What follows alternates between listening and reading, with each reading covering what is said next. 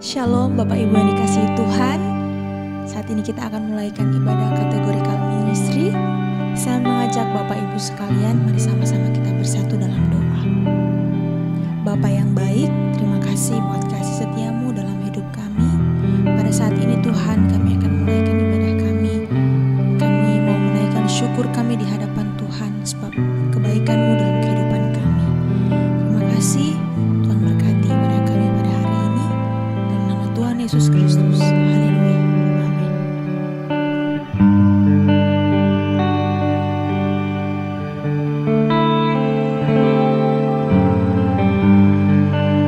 Bersyukur selalu bagi kasih-Mu di dalam hidupku.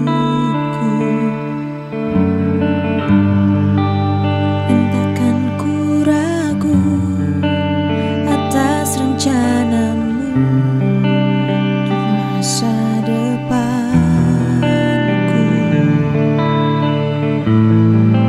Bagai Bapa yang baik, takkan pernah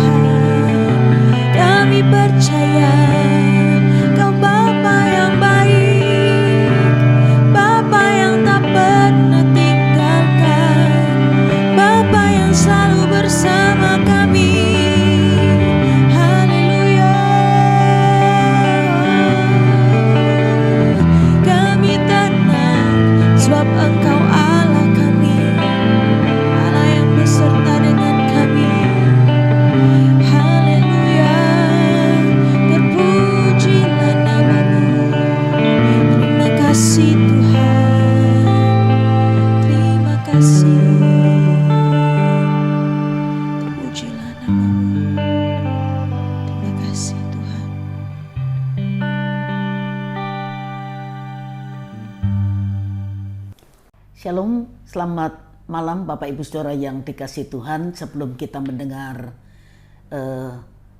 PA malam hari ini, kita akan mengawali dengan berdoa terlebih dahulu.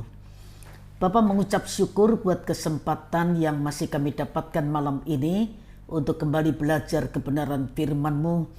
Roh-Mu yang kudus menolong kami supaya kami dapat menangkap sesuatu dari pemberitaan firman yang kami dengar. Urapi hamba-Mu dan urapi semua yang mendengar kebenaran ini.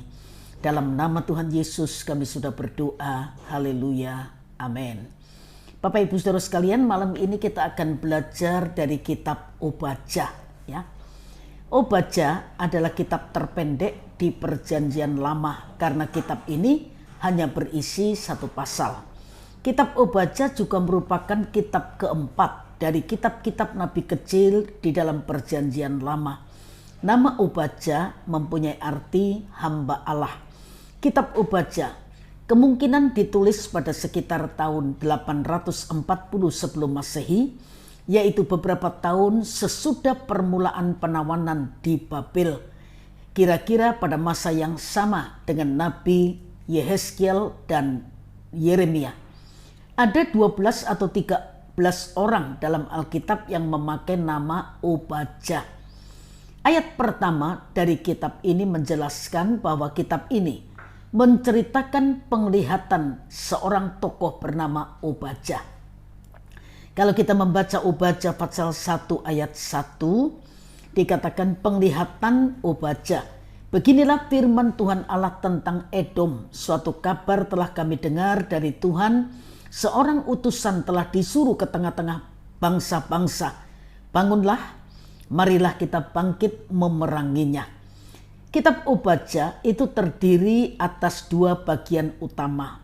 Yang pertama, di Obadja pasal 1 ayat 1 sampai 14, itu menceritakan ketidaksenangan Allah terhadap Edom dan menuntut pertanggungjawaban mereka atas dosa-dosa yang telah mereka lakukan, khususnya dosa kesombongan karena mereka merasa paling kuat dan tidak terkalahkan, dan dosa ketidakpedulian mereka atas penderitaan yang dialami oleh bangsa Yehuda.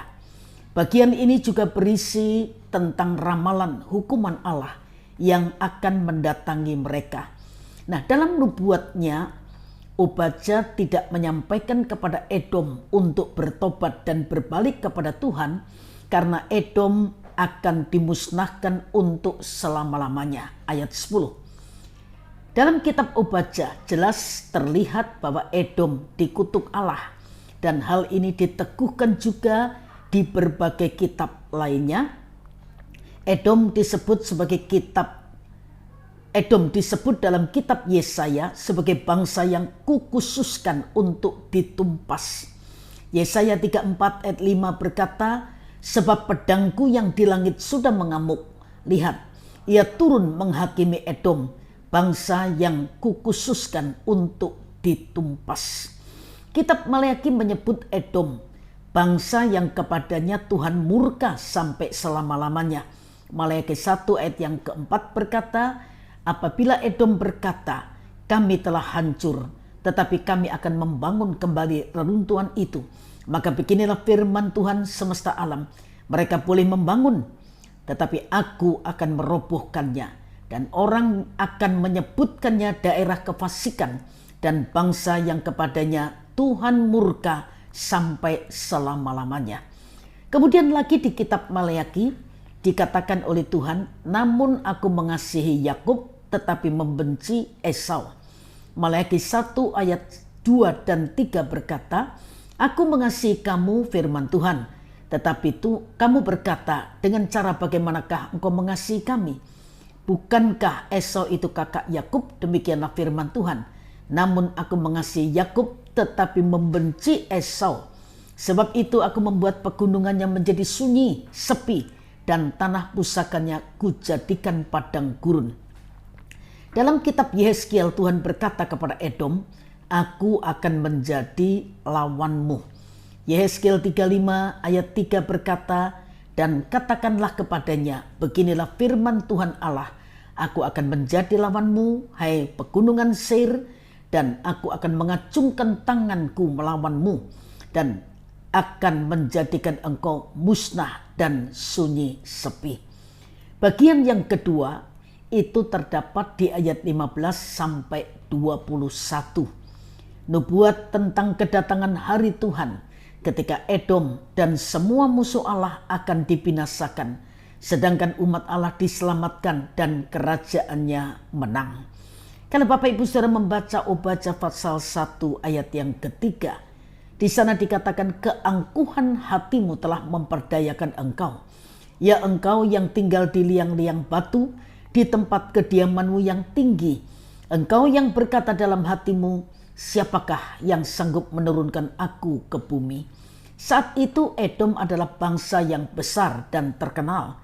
Letak geografisnya strategis, yaitu di puncak gunung yang tinggi, kuat dan terlindung. Edom juga memiliki banyak orang pintar dan pahlawan yang kuat. Kita bisa baca itu di ayat 9. Sebenarnya bangsa Edom itu adalah keturunan Esau. Negara ini bertetangga dengan bangsa Yehuda yang merupakan keturunan Yakub. Meskipun punya hubungan kekerabatan dengan Israel, Edom itu justru sering membantu pasukan asing untuk menyerang Israel. Ketika Yehuda mengalami penderitaan orang-orang Edom, bukannya menolong atau menunjukkan empatinya, tetapi malah bersukacita di atas penderitaan saudaranya itu. Kedudukan dan kekuatan yang dimiliki Edom membuat mereka merasa sangat aman dan lupa diri. Mereka berpikir bahwa tidak ada bangsa manapun yang akan menandingi mereka. Mereka tidak menyadari bahwa keangkuhan mereka tengah mengarahkan mereka ke dalam kehancuran. Mereka lupa bahwa keunggulan dan kekuatan mereka tidaklah berarti apa-apa karena Tuhan mampu menjungkir balikkan bangsa itu dengan sangat mudah. Keangkuhan sangatlah berlawanan dengan kerendahan hati yang menjadi ciri khas kekristenan. Dalam Alkitab mencatat banyak kisah yang menyatakan bahwa Tuhan sangat tidak suka terhadap keangkuhan. Keangkuhan itu membuat orang menolak untuk bergantung kepada Allah. Orang yang angkuh memberikan kepada dirinya kehormatan yang seharusnya diberikan kepada Tuhan. Keangkuhan bisa timbul karena seseorang merasa lebih kaya, lebih cakap, lebih pintar, lebih berwawasan, lebih bermoral, lebih terhormat daripada orang lain. Ketika kita mendapat kelimpahan berkat, baik dari segi materi, keterampilan maupun talenta, mari kita bersyukur kepada Tuhan dan kita memakai itu untuk memberkati sesama dan mengembalikan segala kemuliaan kepada Tuhan. Hindari sikap angkuh dalam keadaan apapun dan dengan alasan apapun, karena tidak ada tempat bagi keangkuhan dalam kasih yang telah Tuhan Yesus ajarkan. Keangkuhan hanya akan membawa seseorang pada kejatuhan yang lebih dalam. Rasul Petrus mengingatkan dalam 1 Petrus 5 ayat yang ke-6, karena itu rendahkanlah dirimu di bawah tangan Tuhan yang kuat, supaya kamu ditinggikan pada waktunya. Bapak Ibu Saudara perhatikan, kita tidak diperintahkan untuk merendahkan diri di bawah tangan manusia. Memang tangan manusia bisa dipakai untuk menekan kita dalam waktunya Tuhan, tetapi tidak untuk selamanya. Petrus berkata, rendahkan dirimu di bawah tangan Tuhan yang kuat, supaya kamu ditinggikannya pada waktunya. Mari Bapak Ibu Saudara sekalian, kita selalu ingat dan tidak memegahkan apa yang ada pada kita, karena kalau Tuhan tidak memberi, kita juga tidak memiliki sesuatu. Pemazmur berkata dalam Mazmur 75 ayat 6 atau 7, ya, dikatakan, sebab bukan dari timur atau dari barat dan bukan dari padang gurun datangnya peninggian itu, ayat 7 atau 8, tetapi Allah adalah hakim, direndahkannya yang satu dan ditinggikannya yang lain. Peninggian itu bukan datang dari barat atau dari timur, bukan dari padang gurun datangnya peninggian itu. Ya, kalau Allah sudah mengangkat seseorang, maka manusia tidak dapat menurunkannya. Tapi perhatikan Bapak Ibu Saudara sekalian, kalau Allah sudah menurunkan, manusia tidak usah coba-coba untuk mengangkatnya karena tidak pernah ada gunanya. Mari pelihara karakter kerendahan hati, karena kita bukan siapa-siapa tanpa Tuhan dan kita tidak bisa melakukan apa-apa tanpa Tuhan. Kalau Tuhan memberi kita kepercayaan, itu anugerah Tuhan yang harus kita hargai dan kita tetap hidup dalam kerendahan hati supaya hidup ini terus jadi berkat untuk kemuliaan nama Tuhan. Dari kisah Edom ini kita belajar dua hal saja. Yang pertama, hidup dalam kerendahan hati. Yang kedua, mari kita memiliki empati kepada saudara-saudara kita yang dalam penderitaan dan butuh pertolongan. Tuhan memberkati Bapak Ibu Saudara sekalian, dan mari kita sama-sama berdoa. Bapa, mengucap syukur kalau firman-Mu terus memperingatkan kami untuk kami menjaga hidup ini dengan kerendahan hati, dan kami terus menyalurkan kasih Kristus dalam kehidupan kami dengan dalam bentuk menolong mereka yang membutuhkan pertolongan. Terima kasih Tuhan, biar kebenaran firman-Mu ini termeterai dan mampukan kami untuk menjadi pelaku firman, supaya dari kehidupan kami, Engkau sumber hidup kami, Engkau sumber segala-galanya terpancar keluar dari hidup kami. Meteraikan firman-Mu dan berkati semua yang sudah mendengar kebenaran ini. Dan dalam nama Tuhan Yesus Kristus kami sudah berdoa. Haleluya. Amin. Selamat malam. Tuhan memberkati Bapak Ibu Saudara sekalian.